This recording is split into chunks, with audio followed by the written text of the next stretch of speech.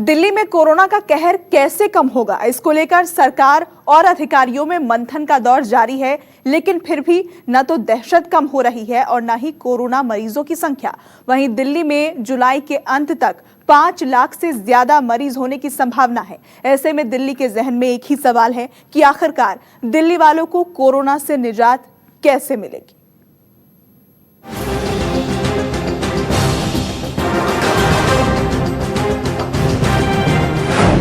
कैसे कम होगा कोरोना का कहर? दिल्ली में होंगे 5 लाख कोरोना के मरीज। कम्युनिटी ट्रांसमिशन, सरकार में टेंशन। फिलहाल दिल्ली में ऐसे ही हालात हैं कि लोग कोरोना से दहशत में हैं और दिल्ली सरकार वायरस के ट्रांसमिशन से टेंशन में। ये हम नहीं कह रहे, ये तो दिल्ली के उप मुख्यमंत्री मनीष सिसोदिया के इस बयान से साफ हो गया है। 15 जून तक 44,000 केसेस होंगे और करीब 6,600 बेड्स की आवश्यकता होगी। 30 जून तक 1 लाख केसेस पहुंच जाएंगे और 15,000 बेड्स की आवश्यकता होगी। 15 जुलाई तक करीब 2.25 लाख केसेस हो जाएंगे और 33,000 बेड्स की आवश्यकता होगी। 31 जुलाई तक करीब 5.5 लाख केस पहुंच जाएंगे दिल्ली में और उसके लिए करीब 80,000 बेड्स की आवश्यकता होगी।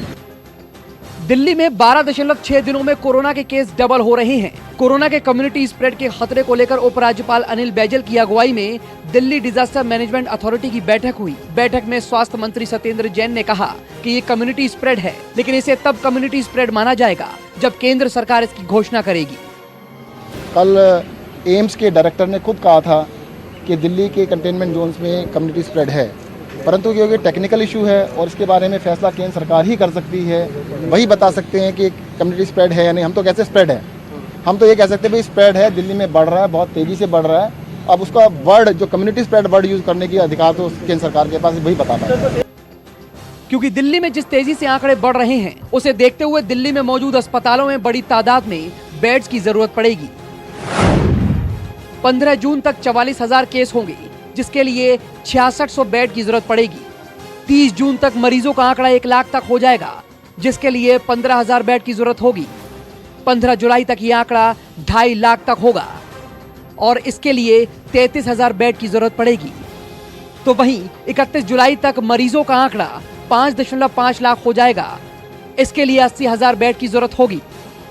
वहीं कोरोना काल में दिल्ली में बिगड़ते हालात को देखते हुए दिल्ली सरकार ने केंद्र सरकार को कई स्टेडियम और प्रगति मैदान को अस्थायी अस्पताल बनाने का सुझाव दिया है।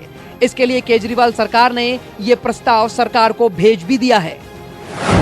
वहीं अगर पिछले 24 घंटों की बात करें तो दिल्ली में 1366 कोरोना के नए मामले सामने आए हैं और इन्हीं 24 घंटों में 7 लोगों की मौत हुई है, जिसके बाद राजधानी में अब कोरोना मरीजों का आंकड़ा 31,309 हो गया है और अब तक दिल्ली में कोरोना से 905 लोगों की मौत हो चुकी है। तो वहीं 11,861 लोग ऐसे भी हैं जो कोरोना को मात देकर घर जा चुके हैं। फिलहाल दिल्ली में मरीजों की संख्या 31,000 के पार हो चुकी है, जो अपने आप में बड़े खतरे की घंटी है। ऐसे में सियासत ने भी रफ्तार पकड़ ली है। अब दिल्ली वालों के बीच सिर्फ एक ही सवाल है कि जुलाई में उनका क्या होगा। Bureau report, news 24।